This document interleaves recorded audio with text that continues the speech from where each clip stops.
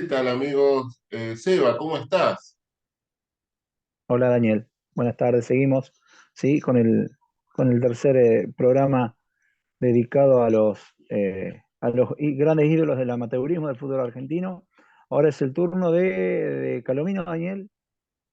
Claro, del río Pedro Formol, como decías, Pedro Calomino, que él toma Calomino por la familia que lo adopta y que lo saca de la calle y toma el apellido de quienes lo adoptan.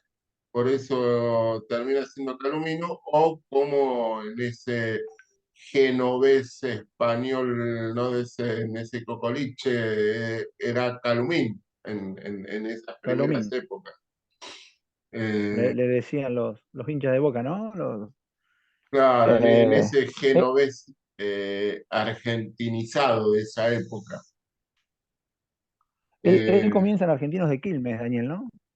Claro, sí, sí, él comienza en Argentino de Quilmes, después pasa a jugar en Boca y también formaría parte del hispano-argentino, ¿sí?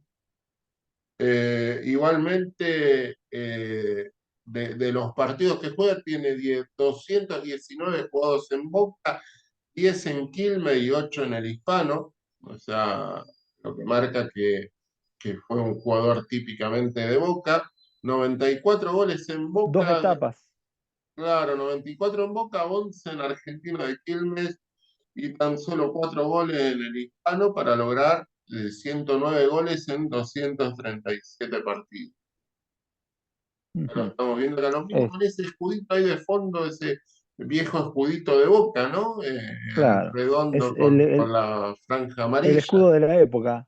Exactamente, el escudo de la época. Este, era un jugador muy habilidoso, muy admirado por el público Ceneice de aquel momento. Estamos en condiciones de afirmar que fue el primer gran ídolo del club de la Ribera. Así como hablamos de Jorge Brown, lo hicimos con Alberto Boa con Racing, y ahora ya estamos pasando la etapa de Boca, y no es casual este orden cronológico que estamos haciendo, porque hablábamos de la primera década del siglo XXI con Alumni como gran preponderancia, ¿sí? Y gran referente. Luego Racing ocupa el lugar que deja Alumni, y ahora ya estamos en la etapa donde Boca Juniors ya se empieza a tomar preponderancia en los torneos de primera división, bueno, a tal punto que llegamos a la gira del año 1925 en Europa, pero bueno, eso será análisis de otro momento. Y lo tenemos a Pedro Fornal Calomino como un gran referente de la época. Hay una anécdota, Daniel, hay una anécdota de este jugador. A Cuando ver, Boca va a jugar contá. a, Sí, cuando Boca va a jugar a Rosario contra Tiro Federal, es acompañado, bueno, al plantel obviamente, y 8 hinchas de Boca, 8 nada más. En aquel momento no era tan fácil el traslado, hay que situarse. En la época también, la cuestión es que Boca iba perdiendo. Acá voy a pasar a ver para mayor.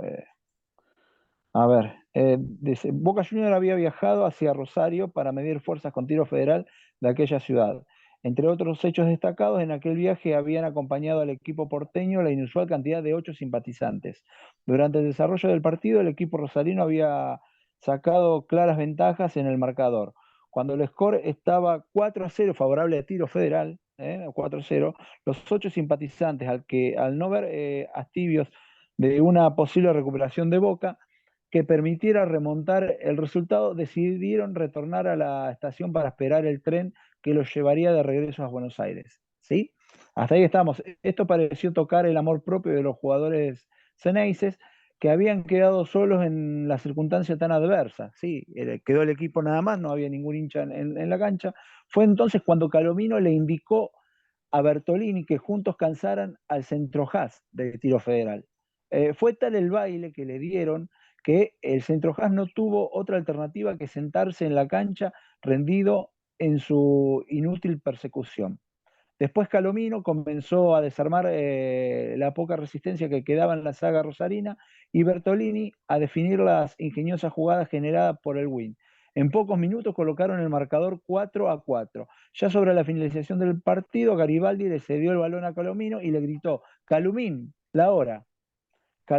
Calomino tomó el balón y encaró con decisión hacia el área contraria, eludió a todos los defensores y sobre la línea final envió el centro que concretó en forma impecable Bertolini, concretando la victoria definitiva de Boca por 5-4. Y bueno, después los jugadores van a tomar el tren. Bueno, le contaron a la anécdota a los hinchas que no podían creer que hubiesen dado vuelta el resultado. Hay Calomino, un puntero derecho de gran velocidad y una gran habilidad. Eh, Se podría decir de alguna manera que inventó, ¿no? Esa jugada, la bicicleta, ¿no? Esa de andar Es, moviendo las piernas alrededor de la pelota sin tocar la pelota, que desconcertaba a los esa es la que rivales. hacía Saturno, ¿no, Daniel? La que haría después Más en nuestra Saturno. época. Dios, me libre y me guarde las Claro. comparaciones, ¿no? Pero, Bueno, pero estamos, pero sí, sí o sí, no. sí, sí, sí, Bueno, la haría él. Eh, y bueno, ahí, y Calomino, hay dentro de las anécdotas que cuentan un partido que iba a jugar la selección argentina, le pregunta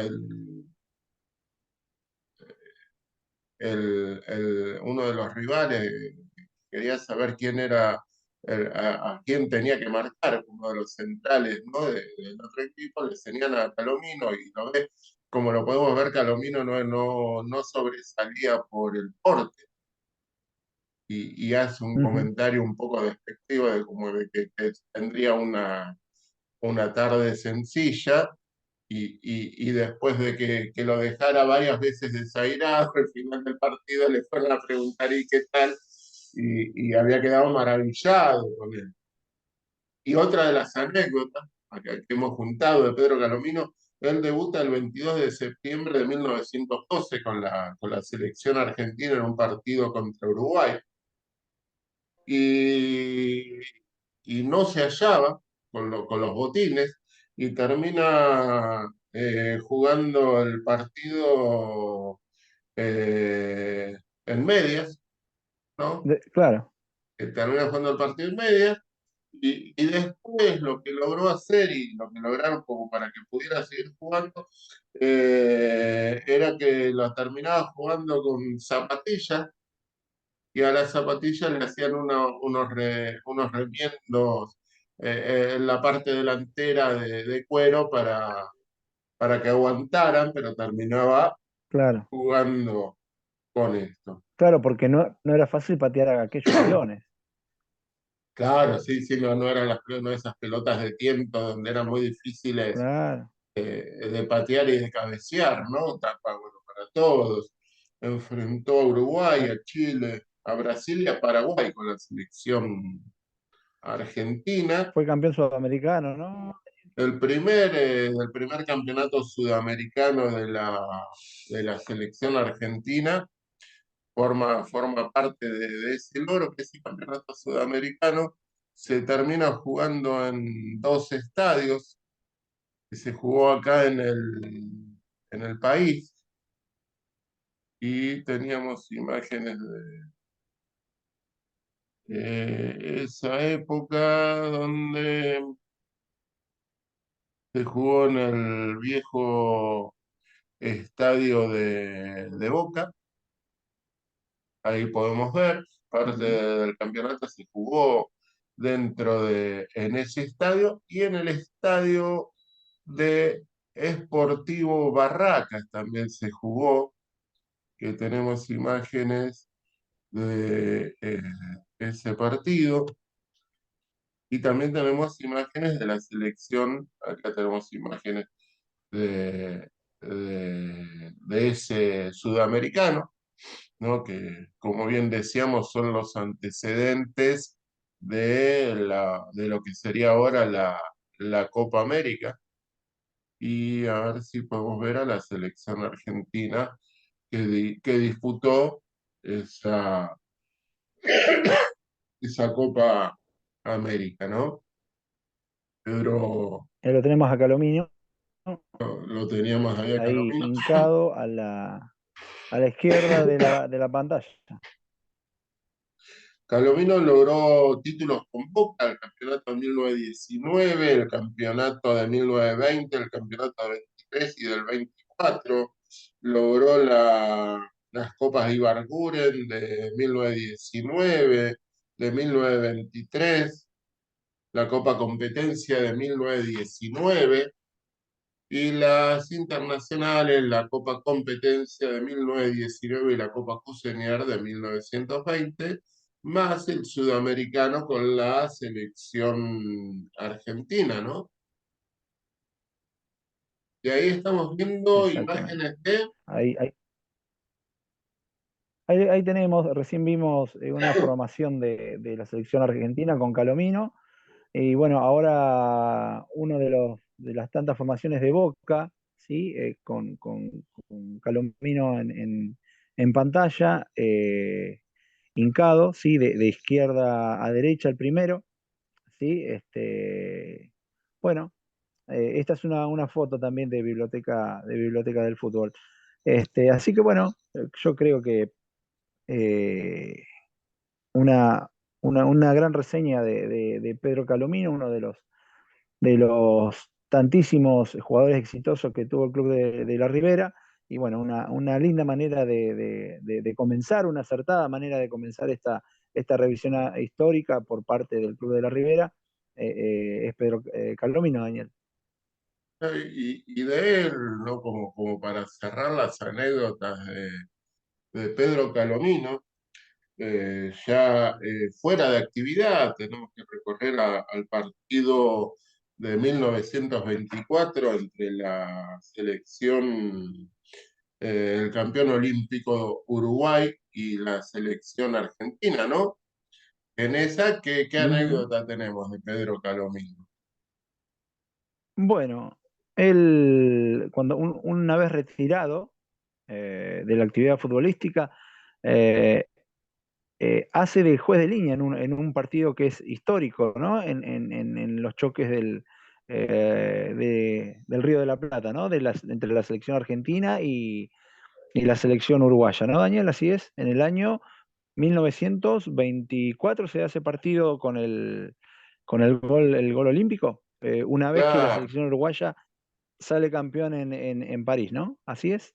Y él así es el, es. Un tiempito antes, perdón, un tiempo antes, a pedido de la Federación Escocesa, sale la aclaración y la reglamentación que los tiros de esquina, si la pelota era enviada desde el tiro de esquina y no la tocaba nadie, ese valía como gol.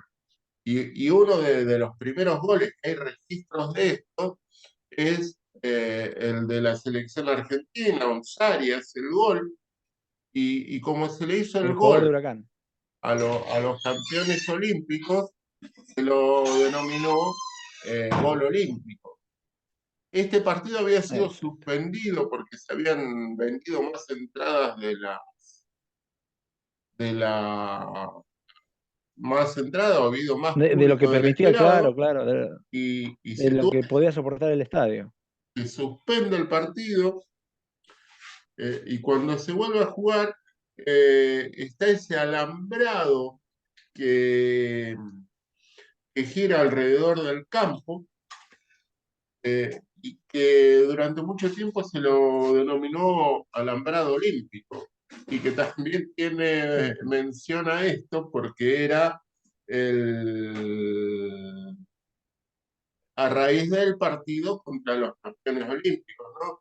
Pedro Calomino también juega el primer partido contra la selección brasileña, pero en esas épocas el duelo Argentina-Brasil pasa a ser un clásico después de los 70, 80.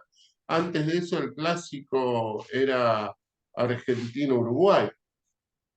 Sí, es un lindo tema que toca Daniel, que bueno, en algún momento lo charlaremos por Biblioteca del Fútbol. Es muy lindo tema, ver el origen del clásico del Río de la Plata y cuándo comienza el clásico con Brasil.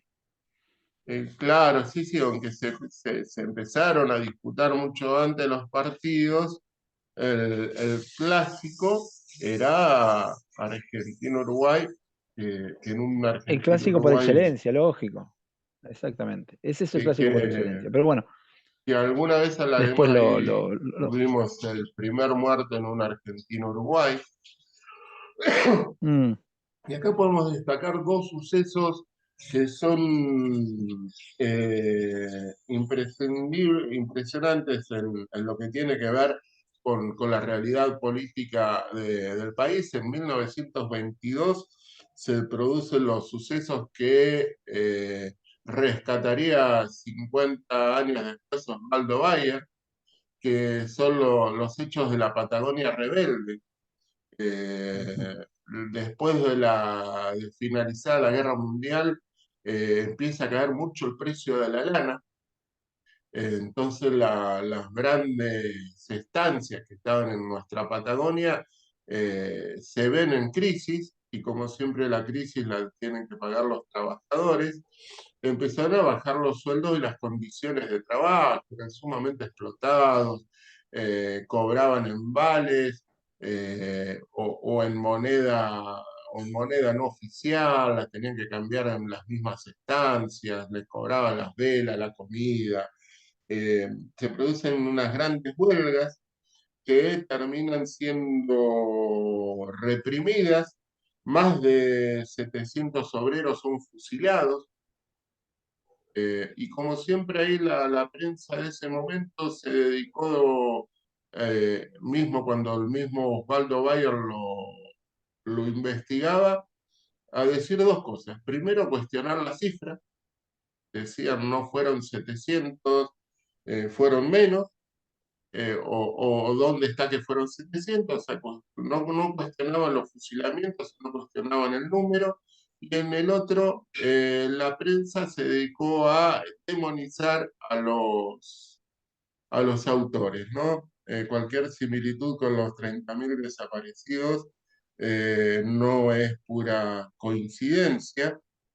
Y el otro hecho que se da en ese momento es lo que se conoce como la Semana Trágica. En el programa anterior, cuando hablamos de los talleres Bacena, que empiezan en una huelga, esa huelga es reprimida. Es impresionante la cantidad de obreros que asisten a los eh, al entierro ¿A de los los funerales? obreros, a ¿Eh? los funerales, y en los mismos funerales Ujú. los vuelven a reprimir. ¿Sí? Y esto es lo que se termina, lo que se conoce, esto fue en la segunda semana de 1919, más o menos, pasa esto, es reprimida, ambas son reprimidas y el responsable político de esto es Irigoyen. Y como dato de color, o no tan color, eh, uno de los jóvenes militares que participan de esta represión Algo. en la Semana Trágica, cubriría después su importancia un tal Perón. Formaba parte de los que reprimieron en esta Semana Trágica. Y como dato así, si estamos hablando de la Argentina de esos años, no podemos, y así como a modo de cierre, dejar de recordarlo, de mencionarlo. A ver, acá lo pongo y creo que no va a hacer falta dar el nombre, ¿no?